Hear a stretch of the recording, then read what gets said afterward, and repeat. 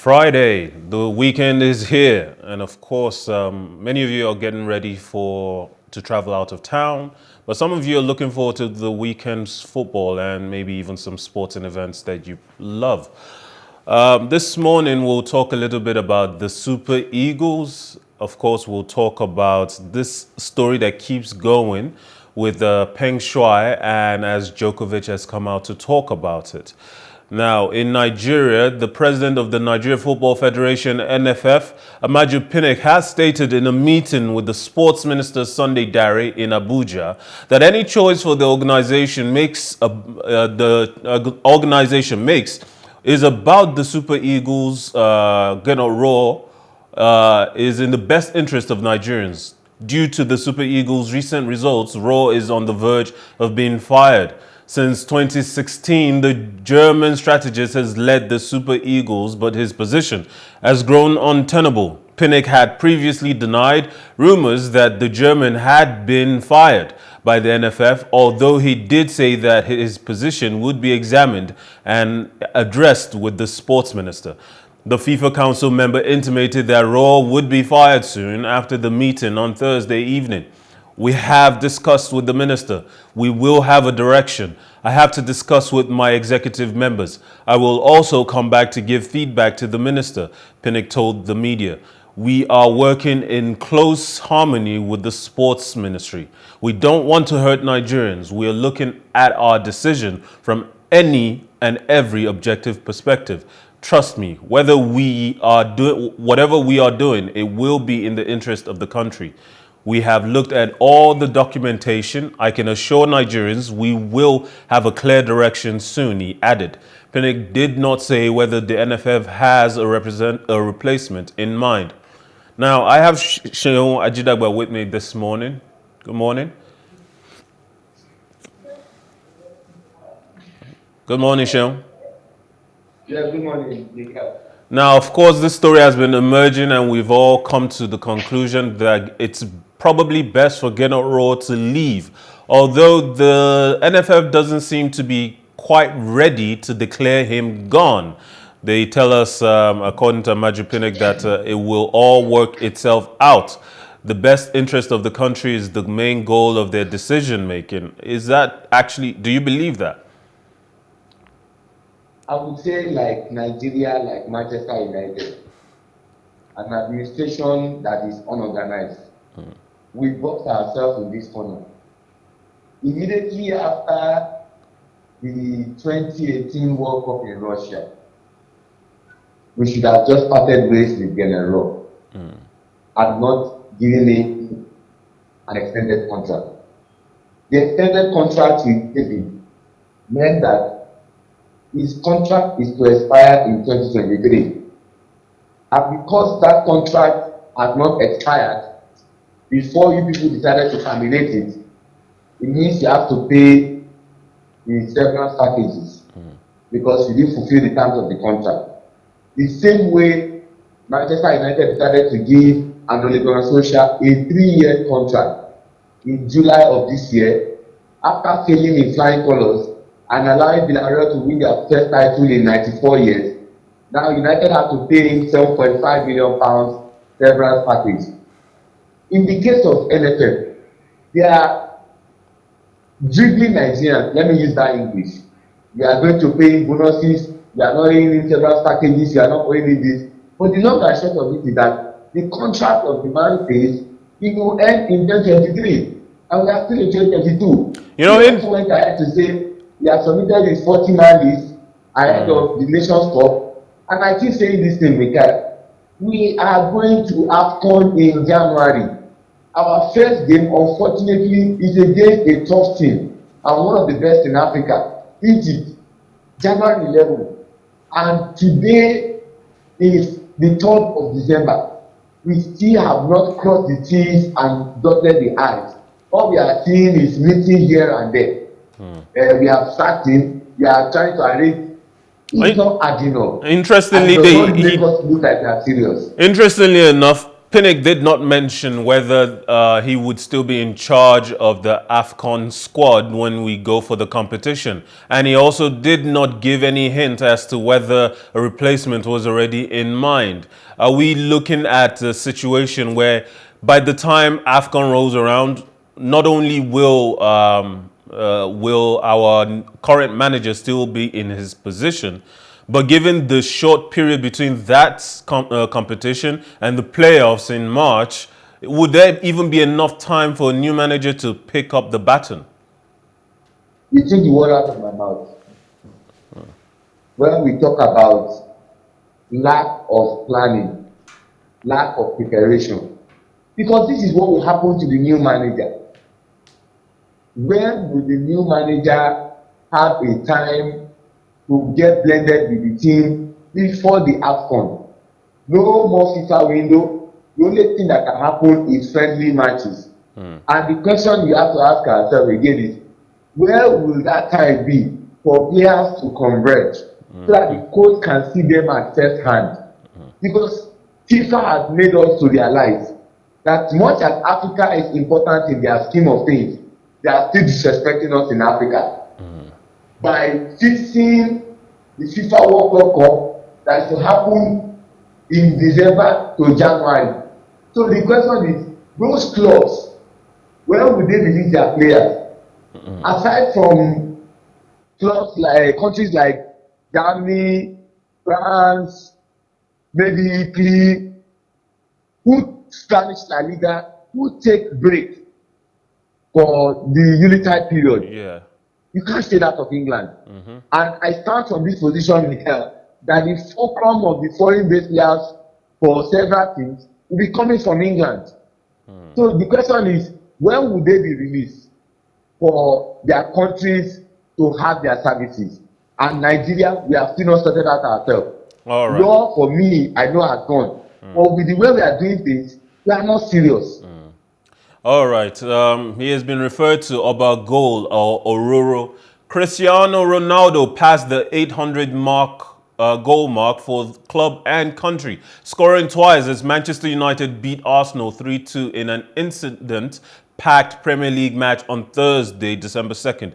Arsenal took the lead in bizarre fashion in the 13th minute when, from a corner, United keeper David De Gea went down clutching his foot after he was stood on by teammate Fred, and Emil Smith-Rowe drilled a shot into the unguarded goal from the edge of the box. As referee Martin Atkinson had not blown his whistle before the ball went into the net and no foul had taken place, the goal stood. United drew level a minute before the interval through a Bruno Fernandes strike and took the lead in the 52nd minute when Ronaldo converted a low cross from Marcus Rashford for his 800th goal.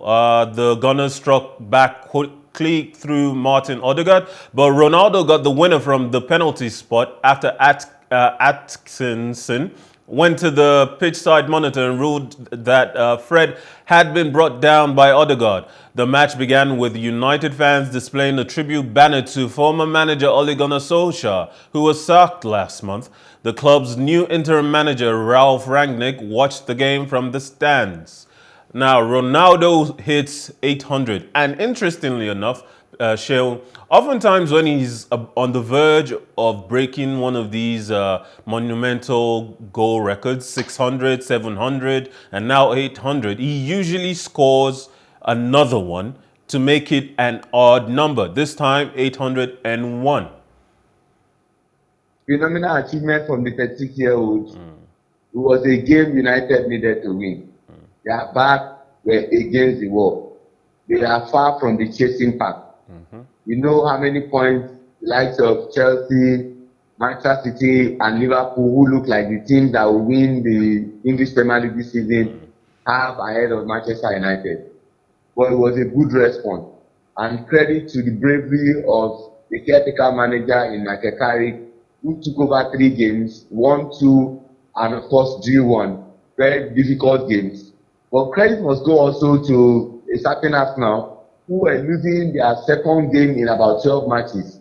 Don't forget that after losing the first 3 matches against Brentford, against Man City and Chelsea, they went on a run before they lost against Liverpool in scandalous fashion at the Anfield, and then they came back to beat Newcastle, and now they lost against Manchester United. It used to be those games that decide who wins the English Premier League, but unfortunately, things have come for the two clubs where they are now acting in a more mediocre manner. Unfortunately for Arsenal, if they had won, they would have gotten into the top four. But unfortunately, that did not happen. They have to regime. But I have to say, again, the likes of Ronaldo, Jadon Sancho, Diego Dalot all played their heart out. But I still have my reservation about Fred, who seems to call himself a Brazilian, but I think he's a fake Brazilian. And once again, how did the VAR miss that penalty incident that happened between Tomiyasu and the brainless, clueless, idealist, and the most expensive fridge, the one we call aspire to inspire, like a Maguire who should retire, the brainless and the most useless captain in United history. You are pulling someone in the box like that, and you saw how he was all over the place yesterday. It's unfortunate that a certain Emerick Aubameyang also decided to be an additional player for Manchester United, because there are two glorious chances, two begging chances that he has buried that game. But as a Man United fan, obviously with the history that Ronaldo has with your club, you must be incredibly satisfied that to reach this 800 mark, he has done it with Manchester United. Remember, he has about 135 goals out of 308 games for Manchester United. He doesn't have as strong a goal-scoring record as he does for Real Madrid, where he scored 450 in 435. Everywhere he has gone to, he has made a man. From his days at Sporting Lisbon, where he became the man with the fastest transfer window. Don't forget that United played their last friendly game in that season, and United lost 3-1. He scored a goal and created 2 assists. And the likes of Scholes, Mickey Bott, Neville, and Ferdinand said, if you don't sign this ball, we are not going back to England. And he came to Manchester United, won United's only FIFA Ballon d'Or, scored lots of goals, even when we know that Wayne Rooney is still the all-time highest goal scorer in United history, but he also created records. Went to Real Madrid, surpassed the record of Alfredo Di Stefano, went to Juventus, became their first player in the history to always score in all their knockout games. Last season, he won the highest goal scorer, and he's back at Manchester United. The all-time highest goal scorer at club level. What more can you ask at national team level? What can you ask for? A lot has been made. A lot has been made of his work rate, and the question has been asked: will he fit into Ralph Rangnick's new form of football? What he will try to implement of high pressing and pressuring the opposition defense to lose the ball early and counter quickly. Will Ronaldo, in your opinion, as a Manchester United fan, as someone who's loved watching him for years, do you think he's capable of giving the kind of work ethic necessary to keep the press in a Ralph Rangnick team? It will be a bit difficult. Age is no longer on the side of Ronaldo. Ronaldo is 36. And when we talk about the king of pressing, it has to be Ralph Rangnick. He mentored the likes of Ralph Hasenhuttl at Southampton, Nagelsmann, even Hansi Flick, Thomas Tuchel, Jurgen Klopp, where they play the Gegen pressing. And the Gegen pressing is simply you press high up top against your opponent, and you have to consistently do that. And for Ronaldo's age, it will be difficult. But Well, I'm watching the sure, match last night, it felt like I was seeing him audition for his place in the Ralph Rangnick team because he kept pressing from the front. He was constantly gesticulating to his fellow forwards to push up and pressure the Arsenal defense. If that kind of leadership exists in the dressing room, even at his age, can Ralph Rangnick afford to keep him on the bench? I agree with you 100%. The only two out and out strikers United have as we speak are not young men. El Matador, Edison Cavani, and of course, Cristiano Ronaldo. They are over 35. So the other guys, they are wingers. Marshall, Rashford, Jordan Sancho, Greenwood. So, but it's unfortunate that these guys are old guys. And they are looking at the opportunity of luring Erling Haaland to Manchester United. They want to use Ralph Rangnick's influence to bring him over because he's a younger player. But they need to find a way around some of these guys, the Cavani's and of course the Ronaldo. The coach definitely plays a Genge pressing and they have to live with it. Okay. Now we go to Formula One. Michael Schumacher was still racing, and Lewis Hamilton was only a one-time world champion. The last time rival teams took the Formula One title battled down to the last two rounds of the season. Not since 2012, when Red Bull's Sebastian Vettel faced Ferrari's Fernando Alonso in a final race title decider in Brazil, has there been a run-in like the one between Max Verstappen and Mercedes' now 7 times world champion Hamilton. But this one is different, with eras to be ended and Formula One records beckoning. Mercedes have won the last 7 drivers and constructors championships, but this year could break the sport's longest period of domination by a single team and crown Verstappen for the first time. Since 2012, the battle has gone the distance only twice, and on both occasions, it was between Hamilton and Mercedes teammate Nico Rosberg. Verstappen needs to score 18 points, more than Hamilton, to end matters in Jeddah this weekend. The battle between the 24-year-old challenger and 36-year-old defending champion is a rivalry reminiscent of that in the late 1980s and early 1990s between Ayrton Senna and Alain Prost. Mercedes can still make it 8 constructors' crowns in a row, but they would need to score 40 points more than Red Bull for that to happen this weekend. Hamilton is 8 points behind Verstappen. A victory with the fastest lap in Jeddah for the Briton would see the pair go level on points if Verstappen is second. Should they fail to score in Abu Dhabi, Verstappen would take it on wins. Now, India's cricketers expect to know in the next few days whether their tour of South Africa later this month will go ahead following the emergence there of the Omicron coronavirus variant. Captain Virat Kohli said on Thursday, December 2nd, sport in South Africa began to shut down last week following the emergence of Omicron, with travel bans and restrictions on flights leaving rugby teams and golfers scrambling to leave the country. South Africa is set to host India in a 3-test series starting in Johannesburg on December 17th, followed by the 3 one-day internationals, ODI, and 4 2020 matches.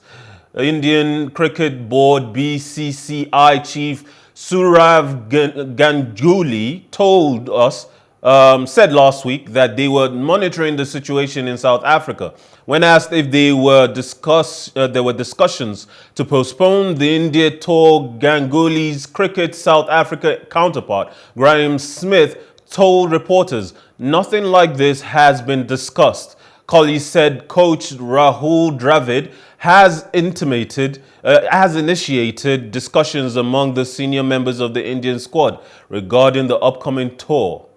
Now, Seun, you've observed enough cricket competitions to know just how difficult would it for the logistic side of this to move the event to a different venue out of South Africa?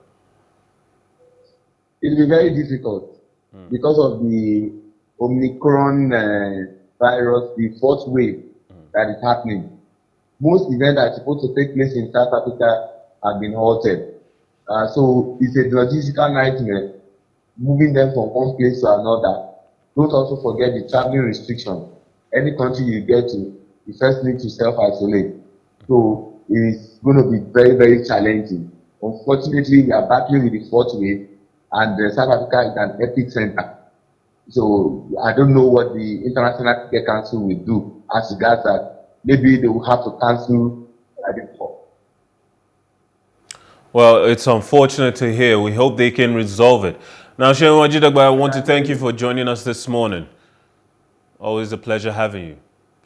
Now, men's world number one Novak Djokovic said on Thursday, December 1st, that he fully supported the Women's Tennis Association, WTA's decision to suspend all tournaments in the Asian nation out of concerns for the well-being of star player Peng Shuai. Unconvinced by Peng's public appearances since a scandal broke a month ago over her sexual assault accusations against Chinese former Vice Premier Zhang Guoli, the WTA said it wanted assurances of her well-being and has sought an investigation. The decision comes as Beijing prepares to host the Winter Olympics in February. Global rights groups and others have called for a boycott of the Beijing Olympics over China's human rights record. Djokovic, who recently co-founded a players' union aiming to represent both male and female professionals, said, "I support fully WTA's stance because we don't have enough information about Shuai Peng and her well-being." The Serbian said after a Davis Cup tie in Madrid, the WTA drew criticism from China for its decision, which comes as Beijing prepares for the Winter Olympics in February. Now, obviously, we hope that this matter resolves itself with Peng Shuai, clarity on Peng Shuai's situation, and that she's safe and able to express herself freely. Now, thank you from everyone at home or at work. We appreciate that you join us here for your sports news. My name is Mikhail Tinubu. Remember, life is never boring with some sports. Have a good day.